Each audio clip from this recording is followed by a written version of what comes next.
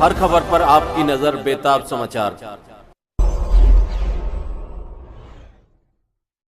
Bharatiya Janata party लगातार नफरत की राजनीति करती है। भारतीय जनता पार्टी लगातार झूठ बोलने की राजनीति करती है। भारतीय जनता पार्टी के छोटे से बड़े सारे नेता सिर्फ झूठ बोलते हैं, सर से पांव तक भ्रष्टाचार में लिप्त हैं, सर से पांव तक नफरत बांटते हैं। तो हमारा मानना है कि भारतीय जनता पार्टी के लोग इस देश के अंदर नफरत फैलाने का भी काम करते हैं और भाई को भाई से लड़ाने का काम करते हैं। हमारे साथ मौजूद हैं आदिल अहमद खान साहब, जो राष्ट्रीय प्रवक्ता हैं आम आदमी पार्टी के। आदिल अहमद खान साहब, बेताब समाचार में आपका स्वागत है। जो इस वक्त जो है हरियाणा का चुनाव होके हुआ है और उसके बाद अभी झारखंड और महाराष्ट्र का चुनाव हो रहा है, तो जैसे कि आप इंडिया के अलाई हैं, तो क्या झारखंड और महाराष्ट्र में आपकी पार्टी चुनाव लड़ेगी? देखिए, सबसे पहले तो आपके सभी दर्शकों को मेरा जय हिंद। ये नेशनल मुद्दा है और मुझे लगता है इस पर हमारे आम आदमी पार्टी के राष्ट्रीय संयोजक अरविंद केजरीवाल जी इस पर निर्णय लेंगे। अभी इस पर कोई निर्णय हुआ नहीं है, लेकिन हम सारे लोग ये चाहते हैं कि इस देश के अंदर से जो तानाशाही चल रही है उसको ख़त्म किया जाए। इस देश के अंदर जो संविधान विरोधी सरकार चल रही है उसको ख़त्म किया जाए और इस देश के अंदर जो पूरे हिंदुस्तान को जो बांटने की राजनीति चल रही है उसको रोका जाए। तो हम लोग इंडिया अलायंस के हिस्सा हैं और बाकी फैसला अरविंद केजरीवाल जी, जो हमारे राष्ट्रीय संयोजक हैं, वो लेंगे। आप जो नफरत को मिटाने की बात कर रहे हैं और देश को बचाने की, संविधान को बचाने की बात कर रहे हैं, लेकिन कुछ नेता बटेंगे तो कटेंगे, इस तरह के मतलब भाषण देते हैं, उस पर क्या कहना चाहेंगे? देखिए, भारतीय जनता पार्टी जाहिलों की एक जमात है और भारतीय जनता पार्टी से इससे ज़्यादा कोई उम्मीद भी आप नहीं कर सकते। जहाँ तक हमारी बात है तो हम लोग ये जानते हैं कि इस मुल्क के अंदर भारतीय जनता पार्टी लगातार नफरत की राजनीति करती है। भारतीय जनता पार्टी लगातार झूठ बोलने की राजनीति करती है। भारतीय जनता पार्टी के छोटे से बड़े सारे नेता सिर्फ झूठ बोलते हैं, सर से पांव तक भ्रष्टाचार में लिप्त हैं, सर से पांव तक नफरत बांटते हैं।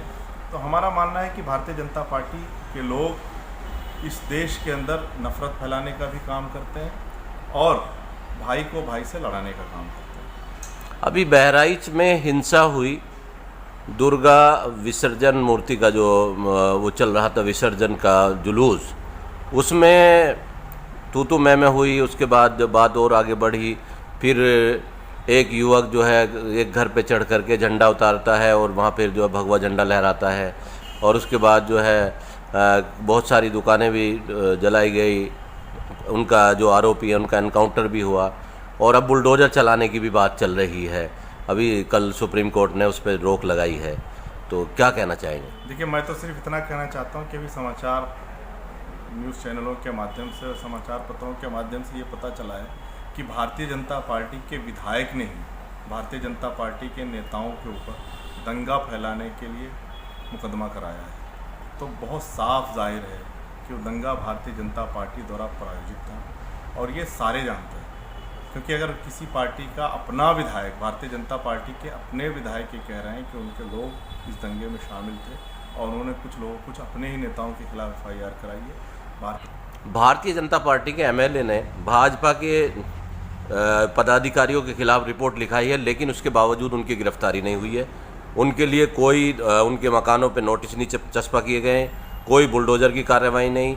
और दैनिक भास्कर के स्टिंग ऑपरेशन में जो वीडियो आया है, आपने देखा हो, शायद ना देखा हो, उसमें वो कह रहे हैं कि 2 घंटे में हम महाराजगंज को ख़त्म कर देते, पुलिस ने 2 घंटे की छूट दी थी, ऐसा वीडियो में कहा जा रहा है।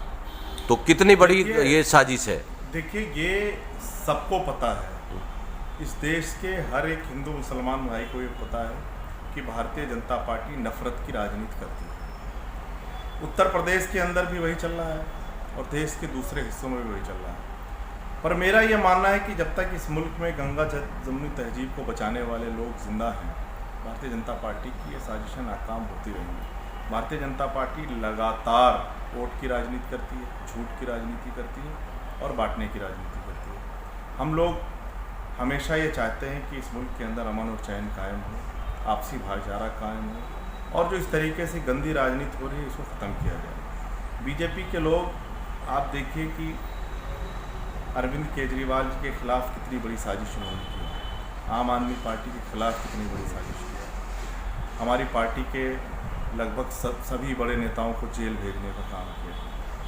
2 साल से एक मुकदमे की जांच कर रहे थे, 2 साल से एक ऐसे घोटाले की जांच कर रहे थे जिसकी स्क्रिप्ट भारतीय जनता पार्टी के कार्यालय में बैठ कर लिखी हुई। भारतीय जनता पार्टी के कार्यालय में बैठकर एक दिल्ली के अंदर तथाकथित शराब घोटाला लिखा गया।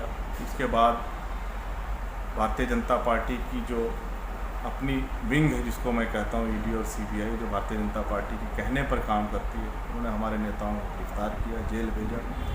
कोई किसी को 2 साल जेल रहना पड़ा, किसी को 6 महीना रहना पड़ा, किसी को 8 महीने रहना पड़ा और सब लोग जमानत पर बाहर आए। एक पैसे का कोई सबूत नहीं, एक कोई गवाह नहीं। तो बीजेपी बेसिकली नफरत की राजनीति करती है।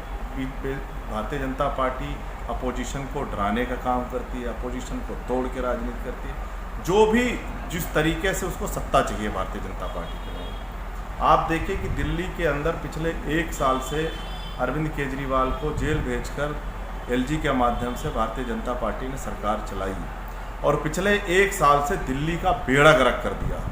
केजरीवाल साहब को जेल भेज के दिल्ली का नाश कर दिया भारतीय जनता पार्टी ने। सीवर जाम, सड़कें टूटी हुई, तो चारों तरफ तराही तराही कर दी। अरविंद केजरीवाल जी जेल से बाहर आए, उन्होंने दिल्ली के अंदर फिर से युद्ध स्तर से काम शुरू किया और आज आप देख पा रहे होंगे कि जितनी स्कीमें, चाहे वो फरिश्ते हो, विकलांगों का पेंशन हो या जय भीम योजना हो या आपका डॉग की स्कीम थी, सारे चीज़ों पर इन्होंने रोक लगा दी। इनफैक्ट आप सोचिए, आपको हैरानी होगी, आपके दर्शकों को हैरानी होगी कि मोहल्ला क्लिनिक और अस्पतालों की दवाएं भारतीय जनता पार्टी ने बंद कर दी। इससे ज़्यादा शर्मनाक क्या हो सकता है? मोहल्ला क्लिनिक की दवाएं, अस्पतालों की दवाएं, जांच, सारा कुछ बंद कर दिया। अब केजरीवाल साहब बाहर आए हैं, दिल्ली के काम हो रहे हैं, तो ये लोग। तो आगामी जो विधानसभा का चुनाव है उसमें क्या लग रहा है आपको कि कैसा मुकाबला रहेगा? देखिए, दिल्ली के अंदर आम आदमी पार्टी और अरविंद केजरीवाल जी का कोई मुकाबला नहीं है। हिंदुस्तान के अंदर दिल्ली पहला राज्य है और इकलौता राज्य है जहां 24 घंटे बिजली मिलती है और फ्री बिजली मिलती है। आप उत्तर प्रदेश के अंदर चले जाइए, 8-8 घंटे पावर कट लगते हैं। आप हरियाणा के अंदर चले जाइए, 10-10 घंटे बिजली नहीं रहती है। आप गुजरात चले जाइए, जो भारतीय जनता पार्टी की प्रयोगशाला है, वहाँ 5-5, 6-6 घंटे बिजली नहीं रहती है और बिल भी यहाँ से दूना आता है। दिल्ली के लोग जानते हैं कि तो आपको क्या आशा है कि आप क्या इस किले को फतह कर पाएंगे? देखिए, आम आदमी पार्टी 70 की 70 सीटें जीतने जा रही है, प्रचंड बहुमत से जीतने जा रही है और अरविंद केजरीवाल जी के नेतृत्व में एक बार फिर से दिल्ली के अंदर सरकार बनाने जा रही है। बहुत बहुत शुक्रिया सर।